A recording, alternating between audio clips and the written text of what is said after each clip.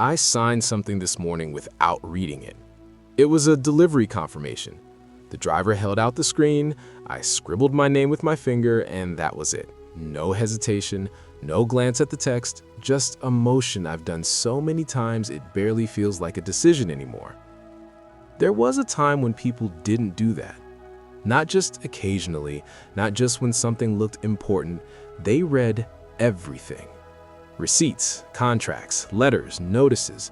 They argued over wording, they corrected errors, they wrote responses in the margins. You can still find it in old documents. Ink pressed harder where someone got frustrated, entire paragraphs added just to clarify a single point. They documented disputes obsessively. Which is why I can't get past this one question. Where are the complaints? I didn't start with buildings. I didn't start with photographs or maps or any of the things people usually point to. I started with the assumption that if something disrupted daily life, someone would have written about it. That's not a theory, that's just how people behave when something costs them money or access or time. They complain, they file claims, they argue with the city, they argue with each other. You can trace entire legal histories from nothing more than neighbors disagreeing about where a fence should be. So when I kept seeing references to streets being raised, not by inches but by several feet, I expected the paper trail to reflect that. Not the engineering side, that part is easy to find. I mean the human side. Shop owners losing their ground level entrances, tenants suddenly below street level, property owners forced to rebuild access points. People who would have woken up one year with their front door aligned to the street and a few years later found it buried halfway underground. That kind of change doesn't pass quietly. This should have left a record. I went looking for it the way you'd expect. Municipal archives first, the kind of documents that record everything, permits, infrastructure reports, budget allocations. Then local court filings, property disputes, insurance claims, the smaller, messier records where people argue over details that matter to them. The room I was in had that smell old paper gets when it's been handled so many times. Not exactly dust, something sharper. The lights hummed overhead in a way that made it hard to tell how long I'd been sitting there. I remember flipping through one set of documents, property reassessments tied to street improvements, and noticing how precise everything was.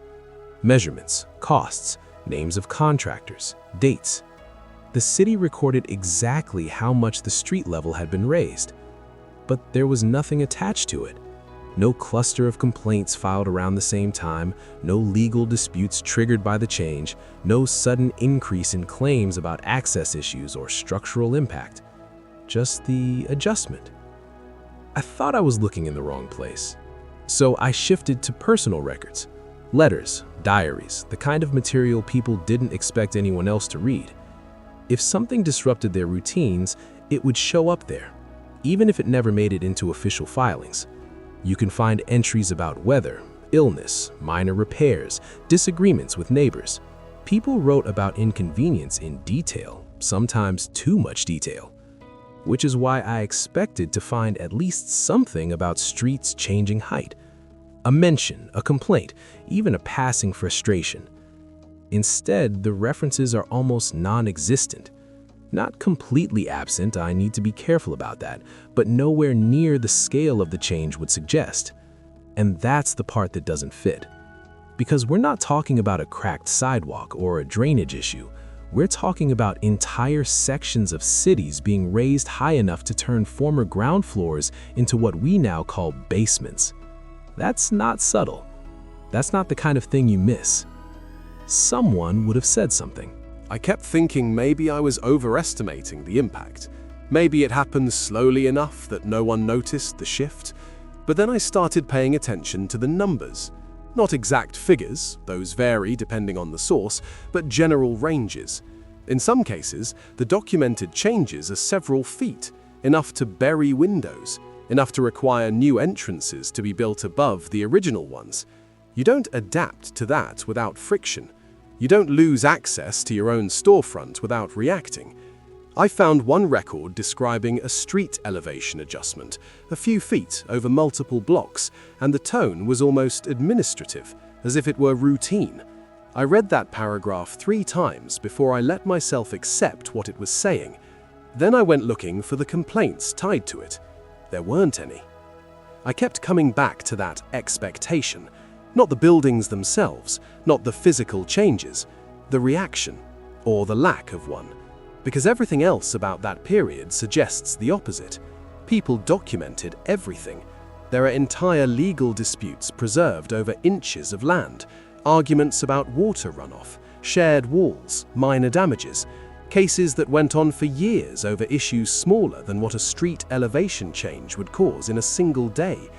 So when something happens that should disrupt entire neighborhoods, the silence starts to feel less like an absence and more like a pattern. I tried to explain it in smaller terms. Maybe the complaints existed but weren't preserved. That happens. Records get lost.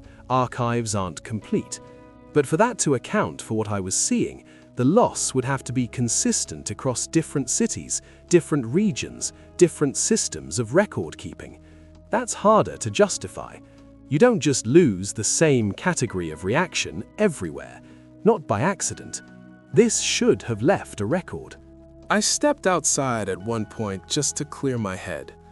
The air felt different after being in that room for so long. Cooler. There had been rain earlier, and the ground still held that damp smell that sticks to concrete.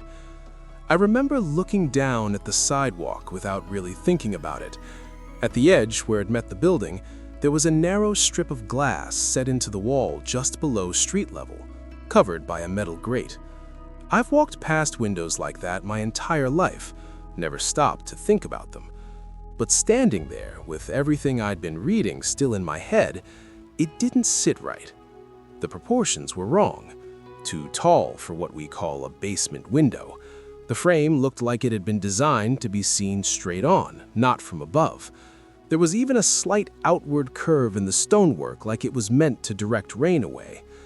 You don't design something like that to sit underground. I stood there longer than I should have. People walked around me without looking down. That part felt normal. What didn't feel normal was realizing that if that window had once been at street level, then the street had moved. And if the street had moved, someone would have said something.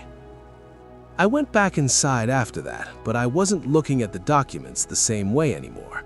I wasn't trying to confirm whether streets had been raised. That part was already there. I was trying to understand why the reaction, the human response, wasn't. And the more I looked, the more that absence started to feel like the real anomaly. Not the buried windows, not the altered streets, the silence around them. I kept thinking I would find it eventually, a cluster of complaints I had missed, a set of records filed under a different category, something that explained the gap without forcing the question any further. I haven't found it, and I've been careful about how far I let that take me, because there's a point where the investigation stops being about what's documented and starts being about what isn't. I'm not there yet, but I can see it from here, and I don't think it's where I expected this to go. I tried to keep the scope small after that. Stay with one city, one set of records, something I could understand completely before moving on. That lasted a few days, because the same absence kept showing up. Chicago, like I mentioned, is the cleanest case. The documentation is dense. You can follow the engineering decisions almost step by step. Entire blocks raised, buildings lifted, infrastructure adjusted.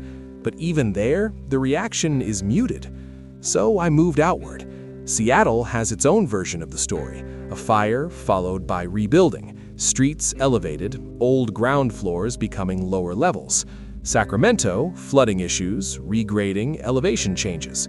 St. Louis, parts of the Midwest, smaller towns that don't get mentioned as often but show the same structural patterns. Different causes on paper, different timelines, same result, and the same silence.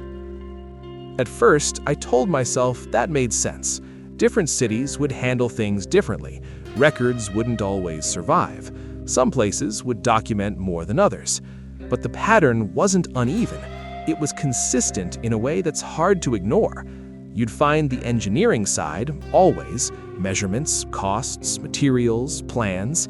Then you'd look for the human side, and it just wasn't there. Not at the scale it should have been. Once you start looking for that specifically, it becomes difficult to unsee. You stop reading documents for what they say. You read them for what they don't. I remember going through a set of municipal reports, mid to late 19th century, infrastructure updates, and noticing how casually they referred to elevation changes, improved grade, necessary fill, adjustment to street level, phrases like that. They appear without context, no explanation of disruption, no acknowledgement of impact, just the outcome, as if the change itself didn't require justification, as if it had already been accepted.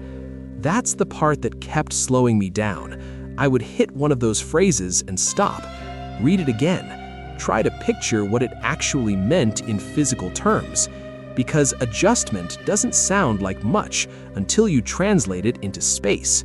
A few feet of fill doesn't just raise a road, it changes how every building along that road interacts with the street. Doors don't line up anymore, windows shift relative to eye level, access points have to be rebuilt. You don't describe that casually unless it feels normal, or unless the disruption happened earlier and this is just the aftermath. That thought came up more than once. I didn't like it. It felt like reaching, so I tried to ground it. Numbers help with that. Not exact totals, those vary depending on who's estimating, but even rough calculations make the scale harder to dismiss. Take a single city block, raise it by, say, 4 feet. The volume of material required isn't abstract at that point. You can calculate it, thousands of tons. Multiply that across multiple blocks, then across multiple cities. You're looking at millions of tons of earth being moved, placed, compacted. Not over centuries, in relatively short spans of time.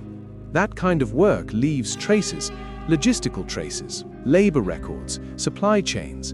And again, the engineering side reflects some of that, but the human reaction to living through it doesn't scale the same way. That mismatch is what started to bother me more than anything else. I keep coming back to this, and I'm not entirely sure why. Maybe because it's the simplest expectation.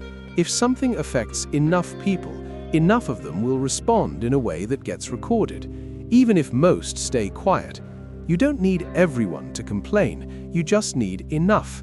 And across all the places I checked, it never reaches that threshold. Somewhere around that point, the question shifted. Up until then, I was still trying to understand what happened to the cities. After that, I started thinking about what happened to the people in them, or more specifically, what didn't happen. There's a moment in research when the thing you're looking for changes shape. It stops being a missing detail. It becomes the central problem. For me, it was realizing that I wasn't struggling to explain the buildings anymore. I was struggling to explain the lack of response to them, and that's harder, because it doesn't point to a single cause, it points to behavior. Let me propose something that sounds absurd until you examine the evidence. What if the anomaly isn't the buried flaws at all? What if it's the absence of reaction to them? What if, for reasons we don't fully understand, the change didn't register the way it should have? I'm not saying people didn't see it, I'm saying they may not have responded to it in the way we expect. That would account for the lack of complaints. It would account for the missing lawsuits. It would account for why the records begin with solutions instead of disruption. It would account for why the engineering side is intact, but the human side feels incomplete. I can't state that as fact. I can say it aligns with what I'm seeing. There are people who have tried to explain the physical side of this. You can still find discussions, scattered, often dismissed, about large-scale mud events, sudden deposits, things that would account for entire lower levels being buried more quickly than gradual urban development would suggest. Not proof, not nothing either, because even if you set those aside completely, the absence of reaction remains. That's where it started to break for me. Not in a dramatic way, nothing sudden, just a shift. I was reading one set of documents, property descriptions tied to a regraded street, and I realized I wasn't looking for confirmation anymore. I was looking for contradiction, something that would push back, something that would say this caused problems. It wasn't there, and the longer I sat with that, the more uncomfortable it got. Because if you remove the expectation of reaction, a lot of things stop looking strange. They start looking consistent. That's the part I didn't expect. The idea that the anomaly might not be in the physical world at all, but in how people process change, or fail to. I went back to the street after that. Same building, same windows below the sidewalk. I stood there again, trying to look at it without bringing everything else into it. Just a window, just a structural quirk, something explained by layers of construction over time. That should have been enough. It usually is. But I couldn't shake the thought that if the ground had really moved that much, if an entire floor had effectively disappeared from street level, then the lack of reaction isn't just a historical detail, it's part of the phenomenon. And if that's true, then the question isn't just about what happened back then, it's about what kind of change can happen without triggering the response we assume is automatic. That's a different kind of problem. I don't have a clean way to frame that.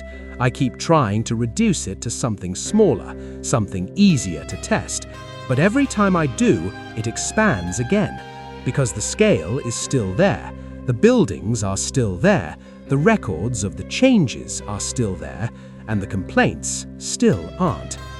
Someone would have said something. I keep repeating that because it feels like the last stable assumption, the one thing that should hold, the one thing that should anchor everything else. It doesn't. And once that slips, even a little, the rest of it becomes harder to trust in the way I used to. Not the facts, those are still there, but the expectation that people respond to those facts in predictable ways. That's the part that's starting to feel less stable.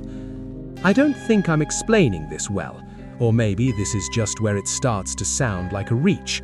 Either way, this is the point where the question changes. It's not why were the streets raised, it's why didn't anyone react when they were? After that, I stopped trying to prove anything. I started looking for what should have been unavoidable, the first reaction. Because large events don't begin quietly, they end quietly. They get filed, archived, reduced to a line in a report. But at the beginning, they spill over. A flood leaves letters, a fire leaves claims. A change in street level large enough to alter how people enter their own homes should leave something immediate, something unfiltered. I went looking for that moment. Not the reconstruction, not the engineering, the disruption. In several cities, the records begin too late. You can trace the rebuilding in detail: budgets, contracts, measurements, committees formed to oversee grading, reports describing how many inches each section would be raised.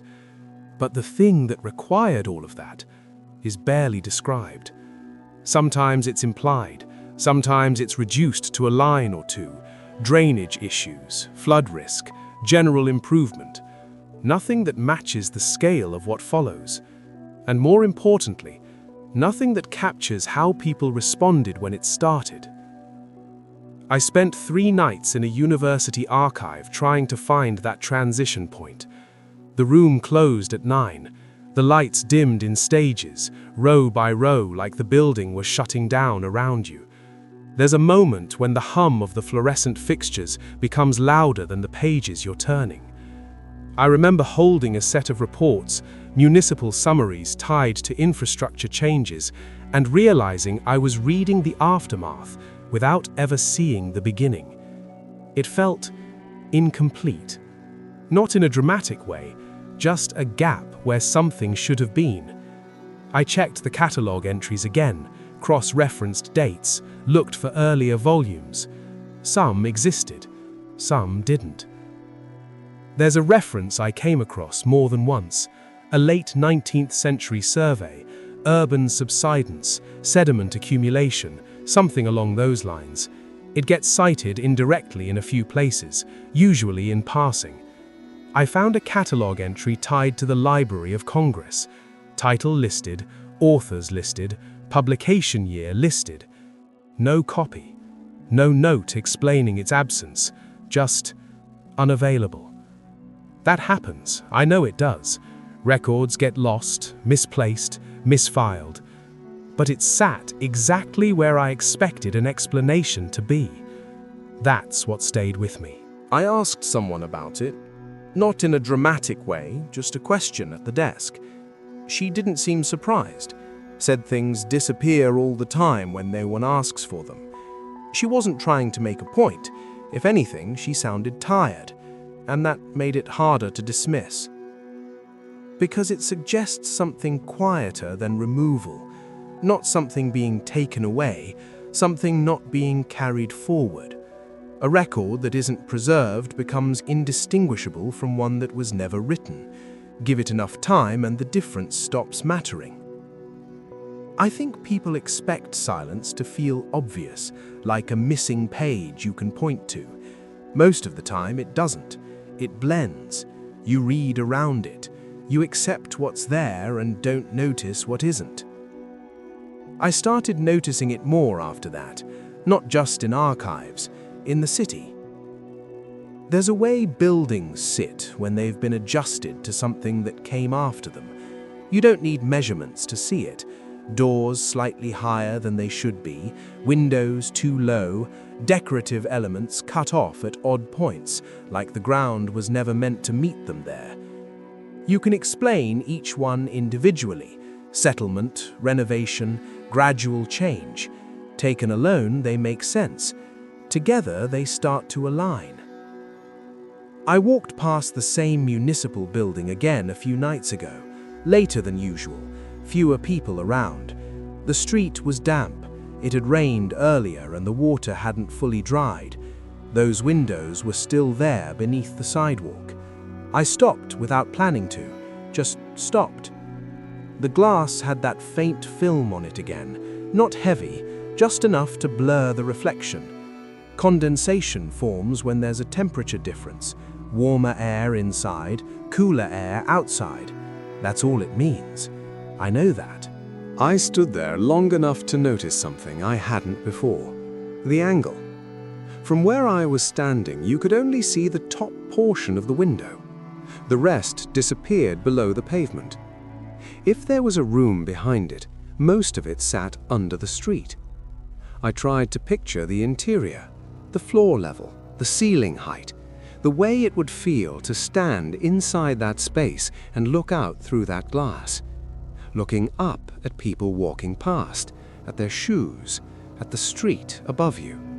That might sound like a small detail. It isn't once you've spent enough time with the records, because it brings everything back to the same point, the scale of the change and the lack of response to it. I keep thinking about that missing moment, the one that should exist between this is how things were and this is how they are now. The moment when people noticed, reacted, wrote it down. It should be there. This should have left a record. I don't think the buildings are the hardest part to explain anymore, or the streets, or even the volume of material it would have taken to change them. Those are all physical problems. They can be measured, modeled, argued about. The harder part is the silence. Not just that it exists, that it's consistent, that it appears exactly where the reaction should be. Someone would have said something. I used to treat that like a guarantee.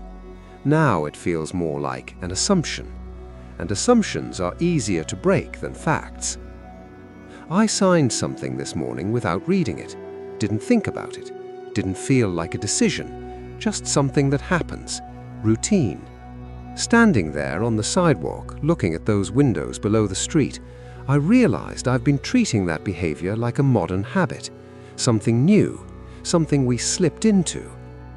But the records suggest something else, or at least they don't contradict it. I don't know what that means. I'm still trying to stay within what I can actually support, but the pattern is there. The buildings, the changes, the missing reaction. And the possibility, just a possibility, that large things can happen without triggering the response we expect. Not hidden, not erased, just unchallenged. I stood there a little longer. No one else stopped. No one looked down. The street carried on like it always does. The glass is still warm.